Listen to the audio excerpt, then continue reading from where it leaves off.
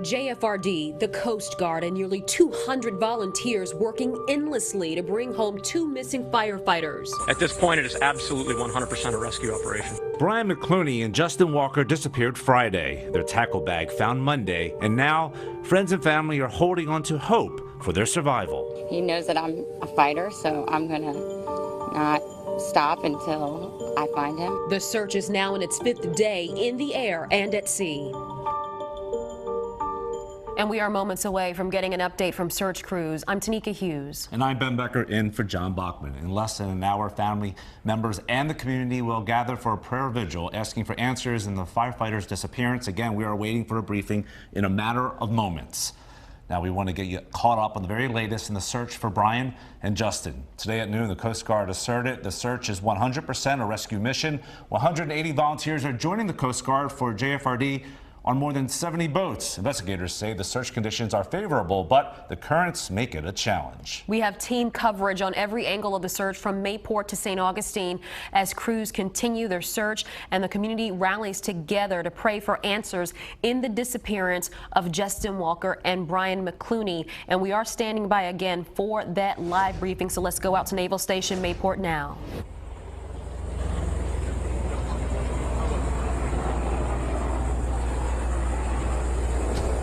Good? All right, go ahead, Chief.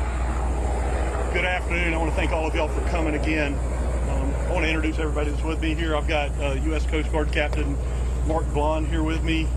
The Union President from up in Fairfax County, Ron Cooley, is here. The Deputy Chief from Fairfax County is with us as well, Rick Roach.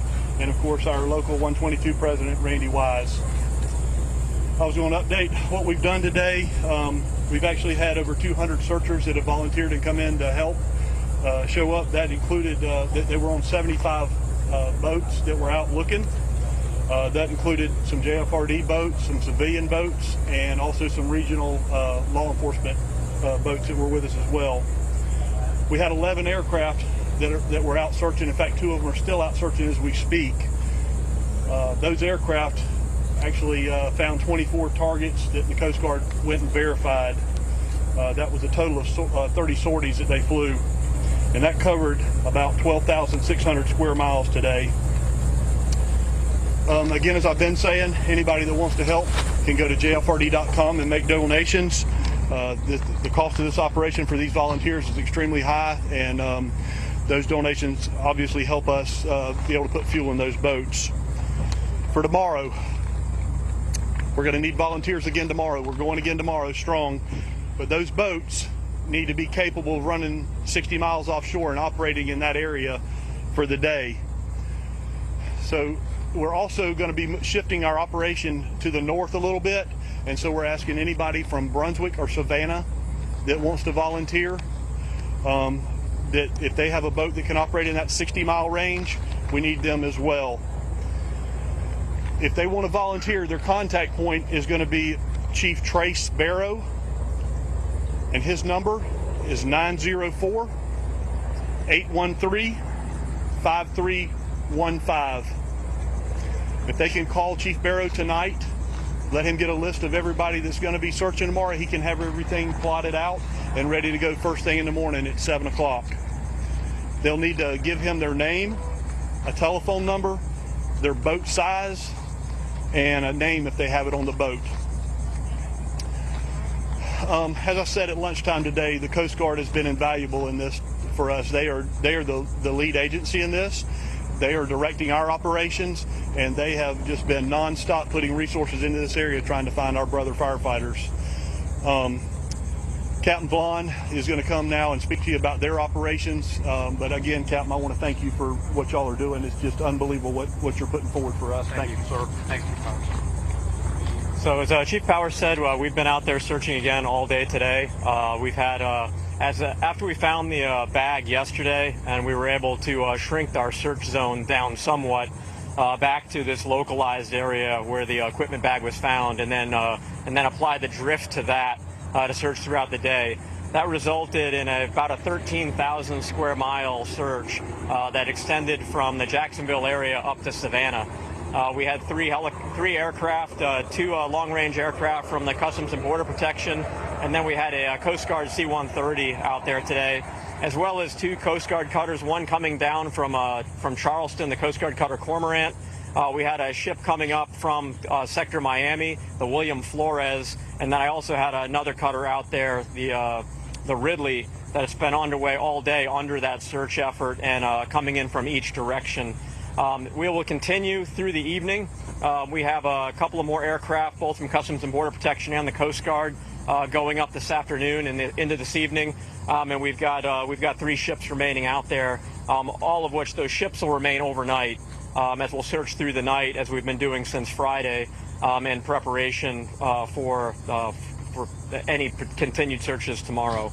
And that's kind of our that's as much as we know at this point, based on what we may learn overnight, and that'll help us steer in a new direction tomorrow as we look for Brian and Justin. Thank you.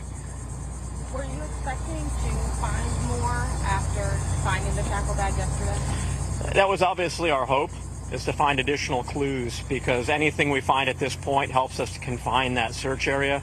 The biggest challenge we have at the moment is the current. And as you start to bring together that Gulf Stream current with the inshore current that happens just north of here, it really expands our search zone rapidly.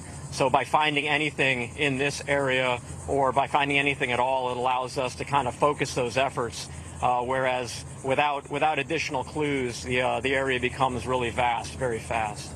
The boater told us earlier today that they may have found a debris field. Can you confirm or deny that right now? So we've been getting reports really now coming since Saturday about debris being found out in the water. And I'll tell you that from the search and rescue standpoint, that's not at all unusual.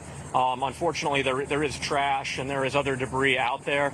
When we have found it, we have collected it. We discuss it immediately with the family, and then we try to verify it as rapidly as we can. As we did with the equipment bag, we were able to positively verify. A lot of the equipment, a lot of things that you find out there are nondescript. So somebody asked earlier about a cooler top. We did find a cooler top. It is similar to something they very well may have had on board, but it's also something available in any bait shop in Florida. So we have to be careful and cautious with that. That said, with something like the cooler top, we did act on that, and we searched on that. That was part of our 13,000-mile search today. With other debris, we don't want to get pulled off in the wrong direction. So if it isn't something that looks like it could have been correlated, then we basically just make a note of that and make sure that it's covered in the next search pattern. So you said that it wasn't related to the missing boater? We don't know, so we assume that it is with the cooler top. That is something that they very well may likely have had. So we did put that into our patterns today, and that was covered. Some of the other trash and plastic and things, there's really no, that doesn't add any value to our operation. You said earlier today that the decision to call off the search would ultimately land with you. What are your concerns going into tomorrow and with the search getting wider? The challenge is, the race against time for us is this current and how far north it runs and how rapidly it does so. We really only can plan for the next round. So right now, I've got assets that just came back. We're debriefing with those crews. We have crews that are going out there this afternoon, and we already have dedicated plans to run through tonight and even into tomorrow morning. At that point, based on what we learn or don't learn, we'll have additional conversations about where we go from there. But it's too early to predict at this point where that might take us without knowing what I may or may not learn tonight. With it expanding farther north, are you all ruling out or taking away assets or resources from as far south as Port Canaveral at this point? At this point, we are still looking in the Canaveral area, because that localized area is an area where we believe that they were. We know they were there at one time, and we are still looking in that area. However, when you start looking south of this, other than that localized area, when you start looking south, the reality is all of the particles and things that we'd be looking for have drifted. So the southern searches, there are less search activity going on down there, and more as we start looking to the north, because everything at this point really does converge and push north. You guys need as many volunteers as you can get tomorrow morning? Yes, sir. As many as we can get that have boats that will work in that 60-mile range. That's extremely important, because you're getting pretty far offshore, and we need boats that have the fuel capability and the safety aspect to be that far. Chief Powers, Robert with First Coast News. Question for you in terms of the 24 targets that you said you hit on, I think is what you said. What does that mean? So the aircraft that we had up, not Coast Guard assets, but the aircraft that we had up, spotted 24 items. That information was relayed to the Coast Guard, and they take it from there. And I'm assuming you're wanting people to meet here at 7 tomorrow? So we are going to have boats going out of here. The volunteers we're asking for in the Brunswick and Savannah areas can call in to Chief Barrow. He will leave them going out of their home ports, but direct them from here. Absolutely. Absolutely.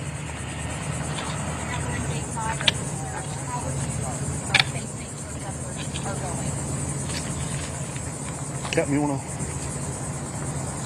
At the end of the day, we're looking for Brian and Justin, and we haven't found them. So, I mean, we're still holding out guarded optimism, but we are, to be clear, in a race against time. We are racing a very powerful current that's going further up the coast. The tool bag was an incredible find. I mean, I can't put that on a scale of how incredible, how unbelievable it was. If someone found a drifting tool bag over 100 miles from where it had been and 50 miles offshore, that really goes to the incredible dedication that Chief Powers and so many volunteers in the community have poured into this search. It's not normal that you'd find a tool bag like that. That allowed us to completely re-rack our plans overnight and put dedicated assets over an area where we knew we found something. And I can't even put a value on that. Unfortunately, with each day as you go forward, that clue becomes a little bit older, and we're desperately looking for something else that'll get us to Justin and Brian. Compare this to past searches, rescues. At what point does that classification change for you? At what point do you peel back? At what point, how do you gauge that? We gauge it, like I said before, kind of with each round. So as we learn with each round of searches and we come back and we continue to look at the drift as the drift goes forward, we continue to search until there's no reasonable expectation that we're going to be successful. At this point right now, we are still actively engaged in that search, and we still believe that that success is possible. As we look tomorrow, as we look into this evening and into tomorrow, we'll continue to reevaluate based on what we're able to find. The next 24 hours are critical. I would say the next 24 hours are absolutely critical. And I can't put it any clearer that we are absolutely in a race against time at this point. Absolutely. Our searches absolutely remain on the surface at this point. And we're using some of the most sophisticated technology that I've ever had at our disposal. The Navy P-8s from Naval Air Station Jacksonville, the Customs and Border Protection P-3s and C-130s. We have Coast Guard aircraft coming in from 4 different locations, and we've got a fast response cutter, one of the more technologically advanced Coast Guard cutters in our inventory, coming up from the south from Miami, is on the search today, as well as several coastal patrol boats that we have here. We are applying absolutely everything that the federal government can throw at this right now, along with our state and local partners, and with Chief's team really looking at that inshore piece has allowed us to focus even further out, and the collaboration between us and our partners all the way up and down the coast is really what's made this all possible so far. We couldn't be doing more than we're doing. How is that possible? Just curious, like all that federal resources, how do you get all of that here for these 2 men? We have an incredible network of partners, to be honest with you. We have fantastic relationships with the Navy. Customs and Border Protection is in my building. That's a fellow DHS partner, and part of this as well, is we also know we're looking for fellow first responders. And, and even though to be honest with you, we would apply the same amount of effort to any lost mariner, there is something to be said about knowing that we're looking for fellow firefighters, fellow first responders. That means something to everybody. It means something to the community. It certainly means something to our team. As I said, this is what we do. We like to think that we're the best at it, and we're going to continue with everything that we can throw at this until we reach a point where we just realize we can't be successful. First name for us, please? Mark. Mark, M-A-R-K. With a K. I'll close with this. I just want to say again to the community that's watching, thank you very much. You're making this possible. And without the community's support in this, we could not do what we're doing. So I just want to thank you again. Thank y'all. And there you have it, the briefing from Mayport just finishing up there, and a lot of points made, but the one thing that stands out the most, quote, "This is a race against time right now." Yeah, they talked about the fact that the current is pushing northward, and we're going to get into that a little bit more a little later. But they also said they're shifting their search north, and they're asking for people, volunteers who have boats that can go 60 miles offshore, have the fuel capacity to go 60 miles offshore from the Brunswick and Savannah area to help with the volunteer search efforts tomorrow. So they're going to have boats leaving from Mayport and up north in Georgia. Right, so if you can help, they gave a number there for you to be able to reach out and be able to take part in this search. Yeah, and we'll put that on our website, and we'll try to tweet that out for you as well.